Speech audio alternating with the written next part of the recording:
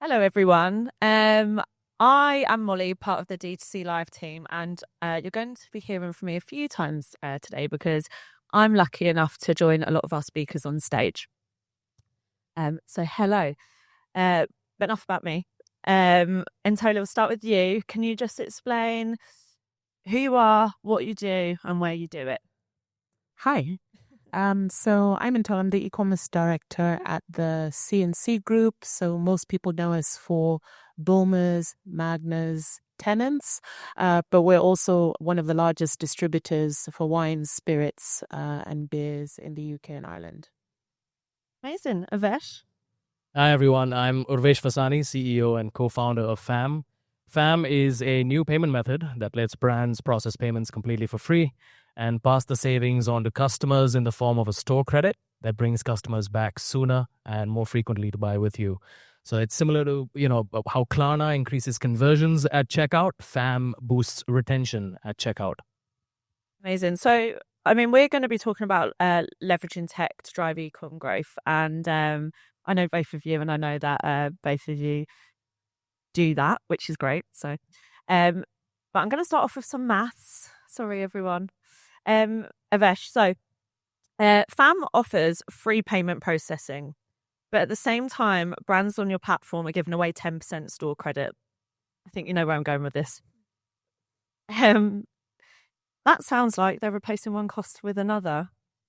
Can you break down the maths for me? Yeah, so that's a fair question, right? So let's break this down. At its core, FAM's primary function is to free up all the money that's currently going towards processing payments. That is anything between 2 to 5% of your annual revenue. And now that that's freed up, you now have this newfound budget that you can convert into a store credit, add an expiration date on it, and hand it over to your customer so that they can then come back and redeem it to spend more money with you. Now, not all customers are going to come back and redeem that credit before it expires. And let's say if 30% of those customers come back, remember, you still processed 130 payments for free.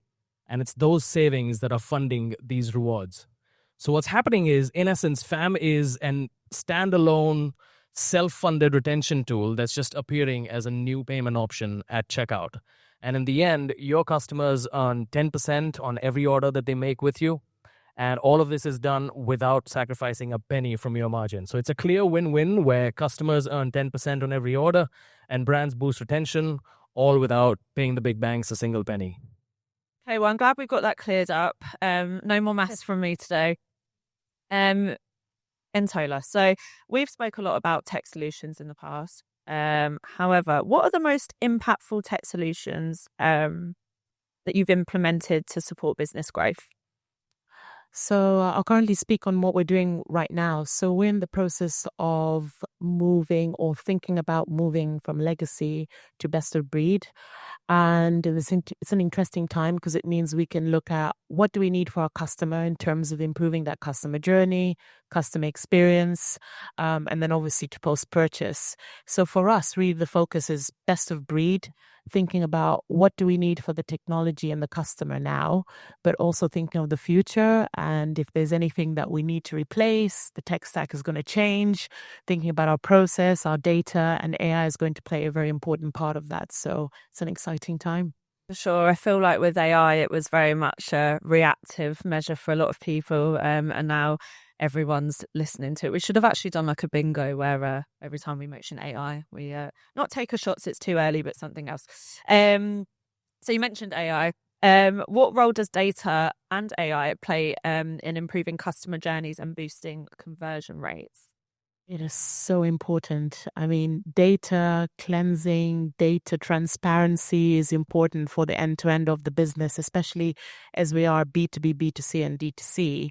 So and we work across 15 route to market brands. So it's so important for us we are looking at our process, the data, what it means to our internal customer, our external customer, and for the organization as well, for us to be able to communicate accordingly. And, from what we're seeing, what's happening in the AI space in terms of how easy and seamless you can build models together that help you decipher, cleanse, and stop duplication, it's hopefully should make life easier. For sure. Wow, you're covering a lot of ground all the B2Cs and D2Cs. Avesh, so I don't know. Well, I was about to say we've just had a little thing called BFCM, but we haven't because we're nearly in Q2 now, which is terrifying. But back in Q4, you spoke about how FAM was helping brands maximize retention during BFCM. Now that, we've kind of had a few months to get over it, just about, what sort of results have brands seen? Yeah, so, it's been about 5 months since we last spoke, and we've seen the BFCM cohort of customers come through, the Christmas sale that also went by. And for some of our brands that are offering FAM to their customers that have traditionally seen a longer repeat cycle, so fragrances is a good example of that.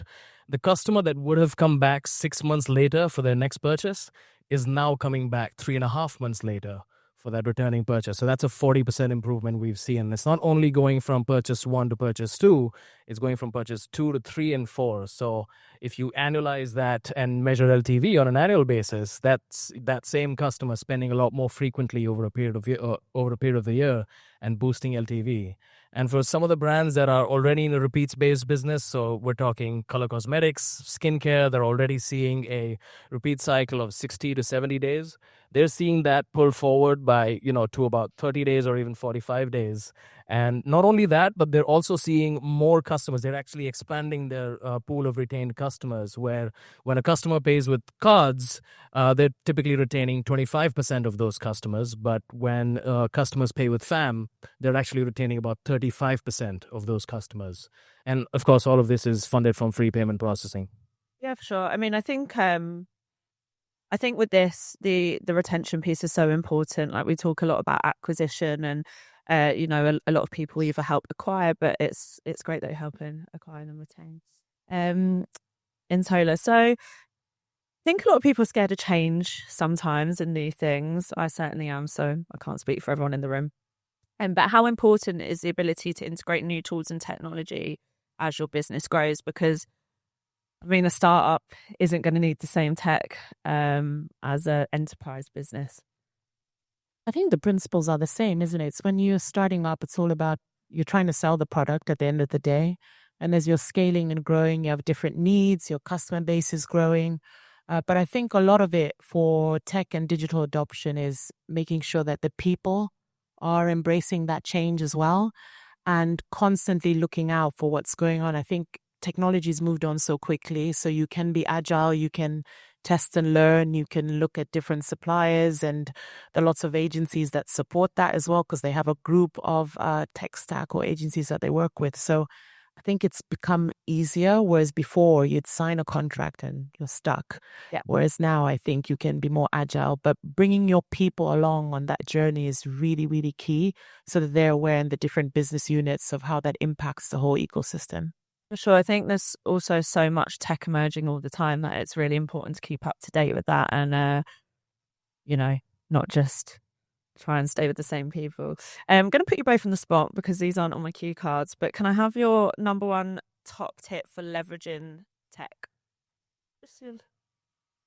Yeah, so, the best thing that you can do is make sure how it fits into your broader stack. So you want to make sure that all of these various services, all of the tech that you're using is able to talk to each other very easily. And because the more friction you have in implementing that and then also getting the entire company on board, the harder it's going to be for you to actually extract value out of it. So the easier it is, the more seamlessly it fits into your stack is a lot better. I think for me, it's important to choose something that is agile and can adopt to the direction your business is moving. Because you may start off as D2C, but you may want to expand onto marketplaces. You may want to become B2B and move the other way, and just making sure that the adoption and the agility to move into other areas and channels is feasible. There you go. Agility. Another keyword. Well, thank you so much, guys. I'm sure people will be picking your brains in the break. But yeah, round of applause.